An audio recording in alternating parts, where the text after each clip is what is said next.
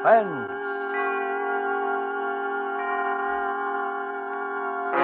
Autolite and its 96,000 dealers present Miss Marlene Dietrich in Murder Strikes Three Times, a suspense play produced and edited by William Spear.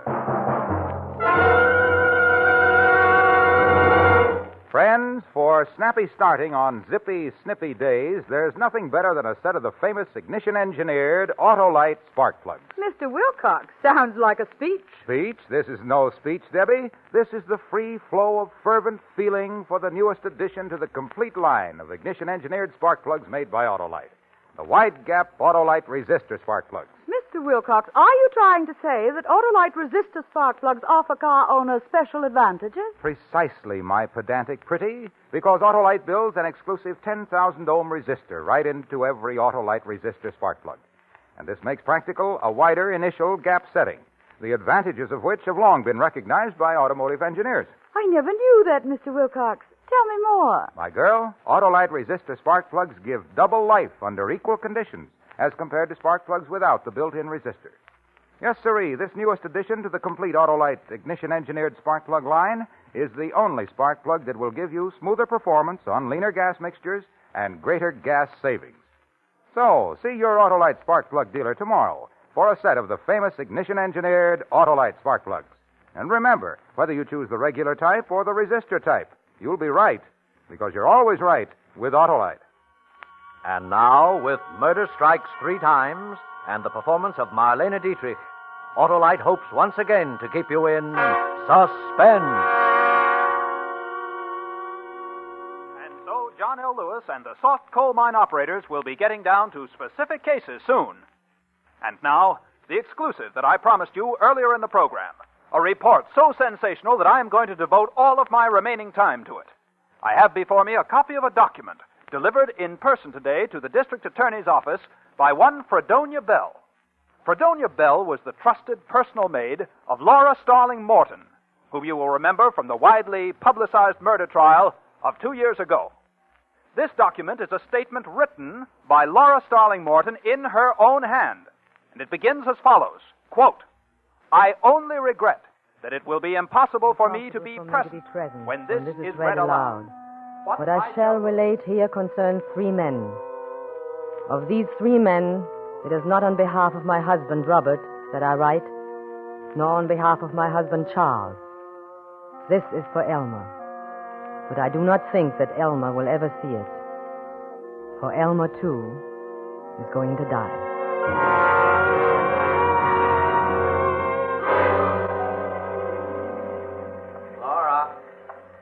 Laura, Yes, Robert? where's my electric razor? In the medicine cabinet where it always is. Oh. Well, Robert, I wish you wouldn't shave while you're in the bathtub that way. What's the difference where I shave?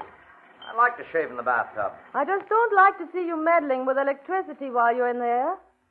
You might get a shock or something. Oh, sure. Mrs. Thomas Edison. All right, go ahead.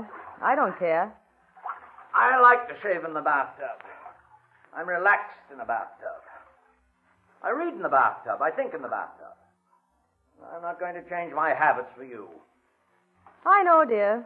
I suppose that is a lot to expect. Oh, for heaven's sake. Why can't you understand? Robert! Robert!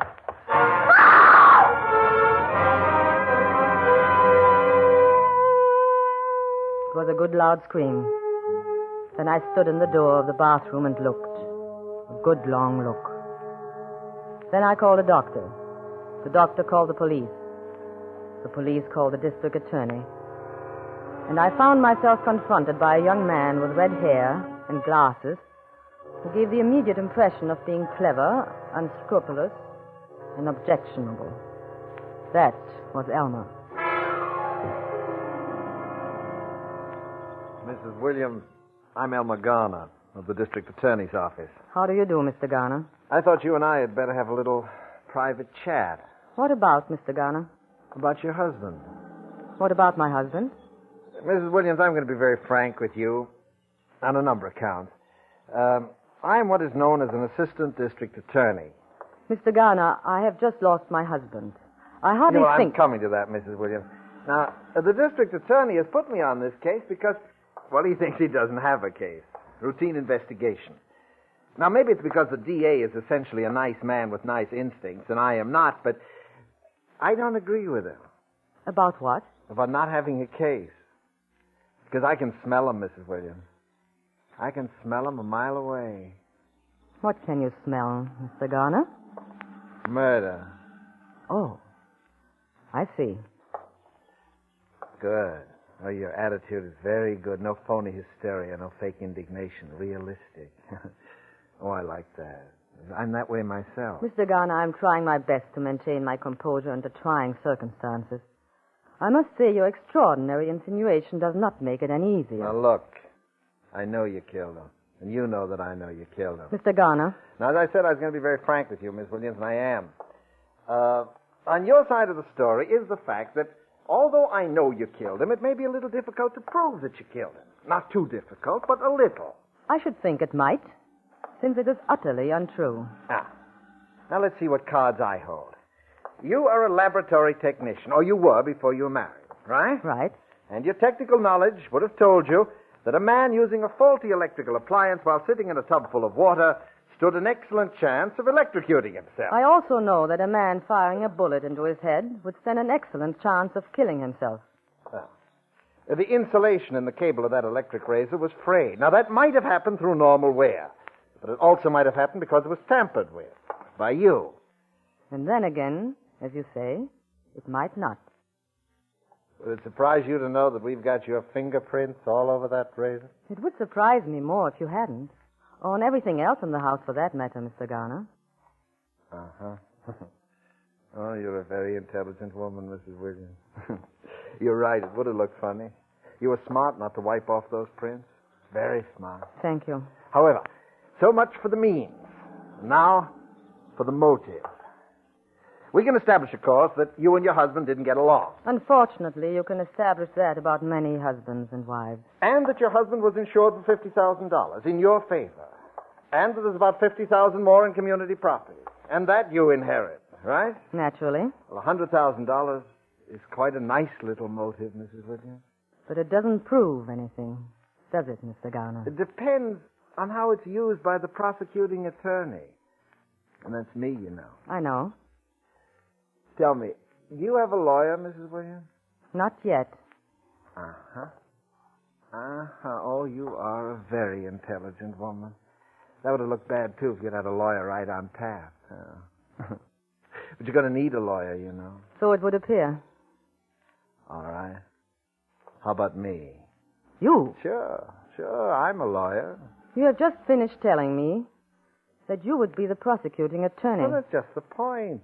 Why spend a lot of money on a lawyer who probably can't get you off anyway when you can spend it on me and have a sure thing? You see? Yes, I see. All I want is half. $50,000. No. What's the matter, too much? No. Now, look, sister, you don't seem to realize that I'm in a position, depending how I handle this case, either to set you free or to hang you. That, Mr. Garner, is where we disagree. You mean you're willing to gamble and I can't do it? If you wish to put it that way... All right. But $50,000 will look cheap. Cheap! When they slip that noose around your neck.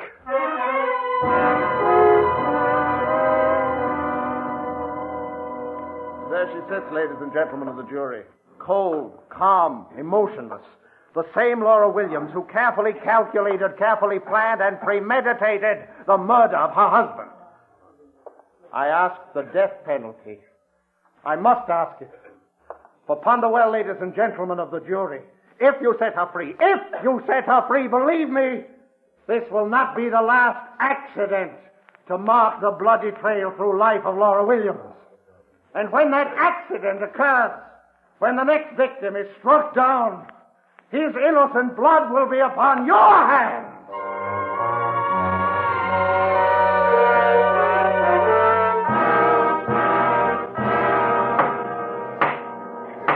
Ladies and gentlemen of the jury, have you reached a verdict? We have. What is your verdict? On the grounds of insufficient evidence, we find the defendant not guilty. Well,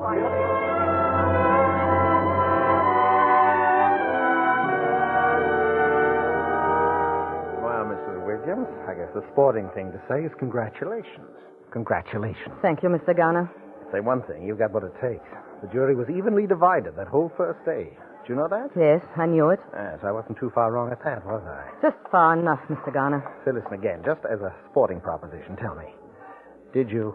Did I what? Oh, come on, we're alone here. Anyway, it doesn't matter because you can't be tried twice for the same thing. You know that, don't you? Yes, I know it. Well, did you?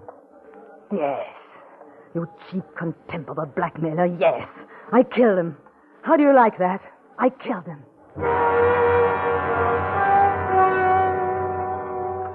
Yes, I told him the truth. Just to see the smirk fall from his face. Just to see him actually snarl with frustration. Knowing that I'd gotten away with murder and he couldn't do anything about it. Yes, I couldn't have resisted telling him then, even though it meant I'd die of it. Which I will.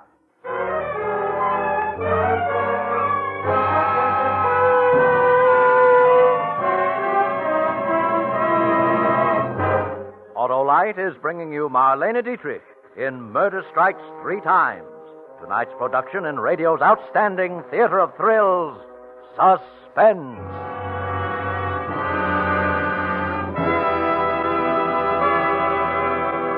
Debbie, my dear director of elocution, you interest me strangely. First you're hoity-toity, then you're hoity-pollity. How come? Mr. Wilcox, I am leading a double life. Double life? Say, that's just what the new wide-gap Autolite resistor spark plugs offer car owners everywhere. Double life under equal conditions as compared to spark plugs without the built-in resistor. Gently, Mr. Wilcox, gently. You see, friends, wide-gap Autolite resistor spark plugs are the newest addition to the complete line of ignition-engineered spark plugs made by Autolite.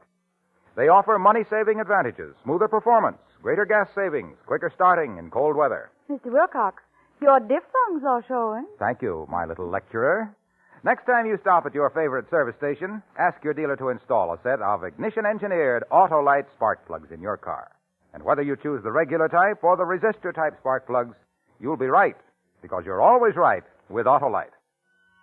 And now, Autolite brings back to our Hollywood soundstage our star, Marlene Dietrich, and featuring Hans Conried as Elmer in Murder Strikes Three Times, a tale well calculated to keep you in suspense.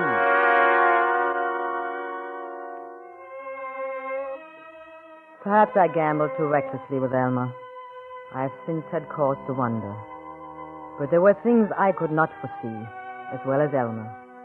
Suffice it to say that after my acquittal, with $100,000 from Robert's estate, I moved to another city and took up my life again under another name. That there, as Laura Starling, I met and married Charles Morton, a charming and eccentric man whose genius as a research chemist accounted not only for those qualities which endeared him to me, but for a very considerable personal fortune as well. I was quite happy and completely in love. And as the years went by, I had seen, I thought, the last of Elmer.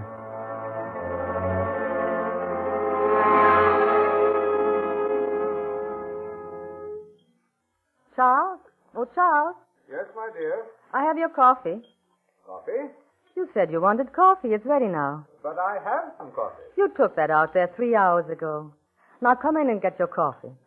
Yes, in a moment, my dear, as soon as I finish. Charles, you come out of that smelly laboratory and have your coffee. Besides, I have a surprise for you. You have? Well, I'll be right in, dear. And bring the other coffee cup with you. Yes. Now, what's all this about a surprise?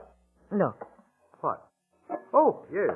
I seem to have left my glasses in the laboratory. Oh, Charles, you're simply priceless. It's a cake. This is our anniversary, darling.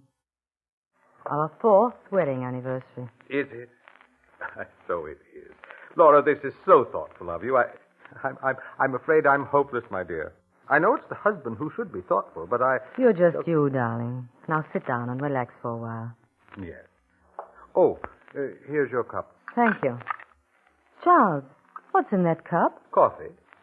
Charles, I'm sure that even in the atomic age, coffee does not come in the form of white crystals. Oh, yes. I'd finished my coffee and... Charles, what is it? thiochlorate. You see, at the moment, I'm Charles, working... What? that's deadly poison. So it is. You see, the Oh, time Charles, I read- wish you wouldn't mix things up in the cups and dishes that way. It's dangerous. Dangerous? Suppose you got the cups mixed up. Suppose you Good drank... heavens, Laura. Half the stuff you use in chemistry is dangerous if you go to drink it. But who's going to do that? It's like eating soap. You wash your hands with it every day, but who'd think of eating it? Now, you take that cup right back out to the laboratory and empty it and wash it out. Well, all right. Charles, Yes? I was wondering, since it's our anniversary, Yes? let's go out to dinner and celebrate. Why, yes. I think that's a splendid idea. Oh, my goodness. What? Oh, I completely forgot. My brother is coming to see us today. Your brother? Yeah, well, my half-brother. I meant to tell you. Charles, and I never knew you had a brother. Didn't you? Well, you see, he's been in the Army for about 5 years. He just got back a short time ago, and I got a wire yesterday saying he'd be passing through town and he'd like to see me. So... Does he know you're remarried? Why, I suppose. I suppose he doesn't. As a matter of fact, we've never been very close. Neither of us much of a lesserity, and so on, but he's the only relative I've got. And all the sympathy I've wasted on you because I thought you were an orphan or something. Oh, I was, but practically. When is he coming? Why, this afternoon sometime, I think. Well, I guess there's your answer. I am sorry, my dear. My child, that's all right. Maybe your brother would like to go out and celebrate with us. Well... Right in there, sir. Hello there. Hello, Charles. Come in. And I want you to meet my wife. Laura, this is my brother, Elmer.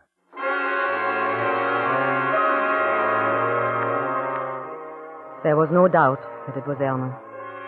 There was no doubt that he recognized me. And there was no doubt in my mind as to how he intended to play his hand this time either.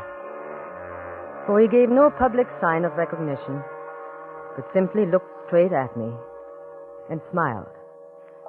And smiled and smiled. So you've gone into private practice, eh, Elmer?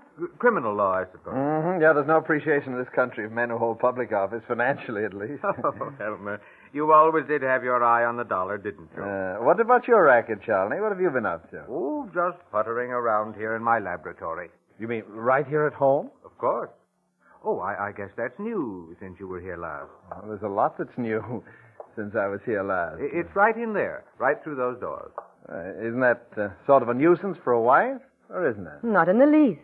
Why should it be? Now, Laura, don't try to cover up my failings.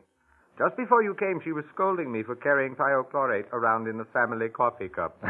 Isn't that interesting? Isn't that a coincidence? Why? Now, I was just thinking, what a fine setup for a murder. Now, somebody poisons a chemist in his own laboratory, and it looks just like an accident. Neat, huh? You will find that Elmer has a morbid mind, my dear. He used to try people for murder back in Illinois. And I tried some beauties, too. Oh, well, I've got to get going. I'm sorry I can't accept your invitation for tonight. But you are staying over a few days, are you? Oh, yes. I'll see you again. Good. Soon. Good. Now, don't bother to come to the door with me, Charles. I know you want to get back to your work. Well... Perhaps Laura will, huh? Give us a little chance to get acquainted. Why, yes, of course. Call us, Elmer. Well, you can depend on it, Charlie. Good. Well. Little Laura Williams. What do you want? What do you think old Charlie would say if he knew, huh? I asked you a question. I suppose he'd go on loving you in his own peculiar fashion, but never be quite the same, would it? There'd always be that little gnawing doubt. Another accident, maybe, huh? Oh, no, I'm afraid things will be kind of under strain around here, Laura. You do have a price, I suppose. Am I? By the way, why are you so eager to pay it? I'm happy here. I'm at peace with myself and the world. I don't want anything to change. No other reason? What other reason would there be? I suppose all his property would go to you in the event of another little accident. Huh? You don't really believe that. Well, the motive and the means. Money and poison. How much, Elmer? No, you got me wrong, Laura. I don't want money. When did that happen? Or did it ever occur to you that I might simply be interested in my brother's welfare? No. All that has occurred to me so far is to wonder why I had to pick the one man in the world who was related to you. You want to hear my proposition? I'm waiting. Yeah. The motive And the mean. Now, there's always the mean for an intelligent person like you. But if we took away the motive... The motive? The money, the will. No motive, no temptation, you see? I see. Yeah, in a way, it's for your own protection, too. Because if Charlie so much as slipped on a banana peel and you inherited that money, there isn't a jury in the world that wouldn't convict you, simply on your past record. You realize that, don't you? Yes. So, no motive, no case either, you see? What do you want me to do? Get him to change his will. In favor of his only living relative, I presume? Uh-huh. That's me. And then? That's all. And you're in the clear. Because after that, Charlie couldn't suspect you, even if I told him. Probably wouldn't believe it. Throw me out of the house for persecuting his little bride. Maybe even change his will right back again, you see? All right. Ha. You can do it, can't you? I suppose so. Oh, I know you can. I know you'd better.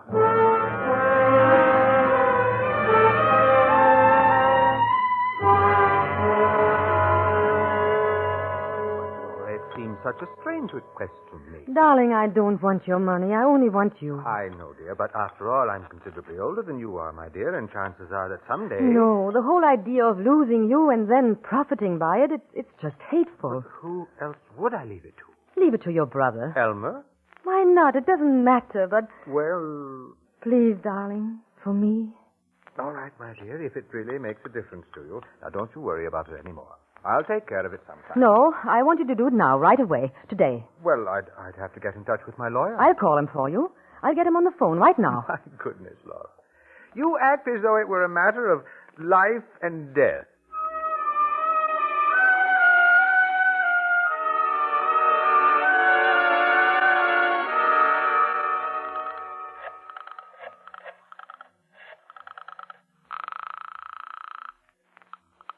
Ambassador Hotel. Mr. Elmer Garner, please. Thank you. Yeah?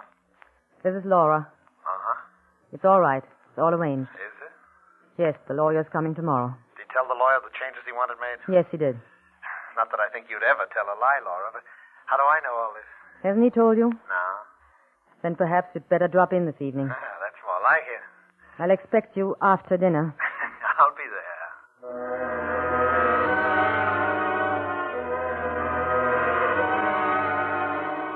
Alma arrived this evening, less than an hour ago. We were having coffee in the living room. Earlier, Charles had been showing him through the laboratory. It was not until after that I had a moment to speak to him alone. Ah, the wonderful fellow, old Charlie. So trusting. Did he tell you? About what? The will. Oh, that. Yeah. It seems to be that I'm to be old Charlie's beloved heir. Huh? He still can't understand it. Are you satisfied then? My dear Laura, I was never more satisfied in my life. Almost evens things up, doesn't it? Almost. You never forgot that, did you? That you lost. Lost? Who says I lost? Game isn't over till the last card is played, sister. It is for you. Now get out of here. Okay. All in good time. Sorry I had to leave you, but those reactions have to be checked every hour. Oh, that's all right, Charlie. Laura and I were just going over old times in Illinois. You didn't know we both came from Illinois, did you? No, I hadn't realized. I'm sure I told you, Charles. You must have forgotten. Oh, yes, probably. Coffee ready? Yes. Will you have coffee with us, Elmer? Oh, you bet I will. Anything in it? No, nothing in mine. Charles always takes his black, too. Laura does make the best coffee. Well, then, here's to Laura's coffee. There was something about his smile when he said it. That smile. And then all of a sudden I saw it. I saw the whole terrible thing. Don't drink it, Charles! Charles! Well, old Charlie seems to have keeled over, huh? Wouldn't be surprised if that was thiochlorate poisoning. Charles! The motive and the means. And the motive's a real beaut this time, Laura, because you had to kill him before he changed his will. Neat, huh? You killed him. Sure, but that's not what the jury's going to think. No. And, of course, I'll get the money anyway. You couldn't very well collect it, because they're going to hang you. No!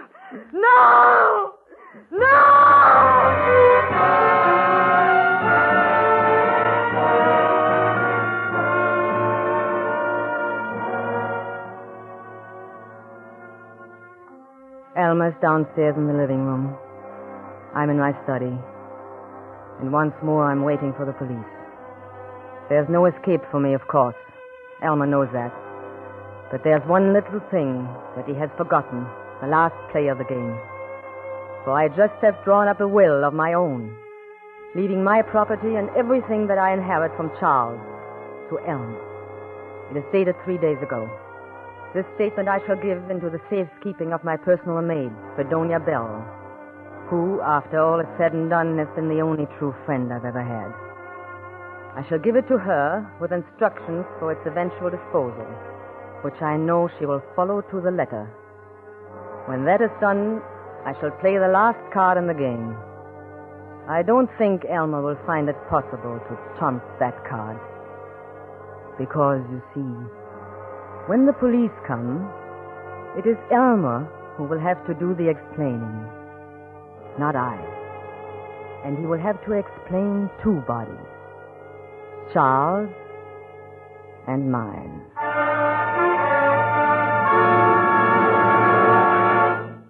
Charles and mine, unquote.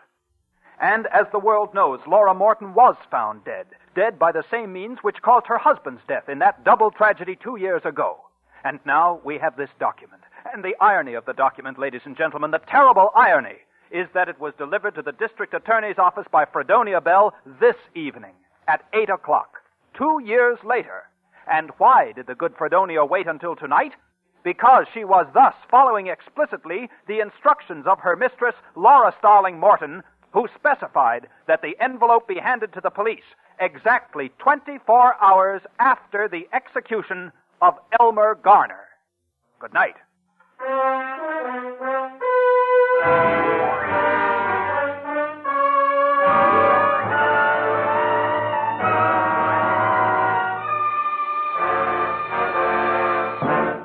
Suspense, presented by Autolite. Tonight, starring Marlene Dietrich and featuring Hans Conried. Well, Deborah, are you satisfied with my diction? Completely, Mr. Wilcox.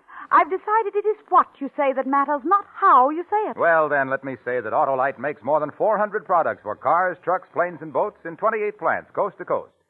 These include complete electrical systems used as original equipment on many makes of America's finest cars. Spark plugs, batteries, generators, coils, distributors, starting motors, bullseye, sealed beam headlights. All engineered to fit together perfectly, work together perfectly, because they're a perfect team. So, friends, don't accept electrical parts supposed to be as good. Ask for and insist on Autolite, original factory parts at your neighborhood service station, car dealer, garage, or repair shop. Remember, you're always right with Autolite.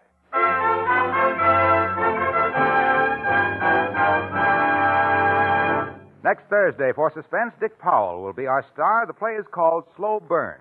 And it is, as we say, a tale well calculated to keep you in suspense. Tonight's Suspense play was produced and edited by William Spear and directed by Norman MacDonald. Music for Suspense is composed by Lucien Moraweck and conducted by Lud Gluskin. Murder Strikes Three Times is an original play for radio by John DeWitt. Marlene Dietrich will soon be seen in the Warner Brothers production Stage Fright. You can buy Autolite regular or resistor spark plugs, Autolite stay-full batteries, Autolite electrical parts at your neighborhood Autolite dealers. Switch to Autolite. Good night. There is still a tremendous job to be done in gaining new knowledge about the causes, prevention, treatment, and cure of heart diseases. Give to this worthy cause. Send your contribution to HEART, H-E-A-R-T, care of your local post office. This is CBS, the Columbia Broadcasting System.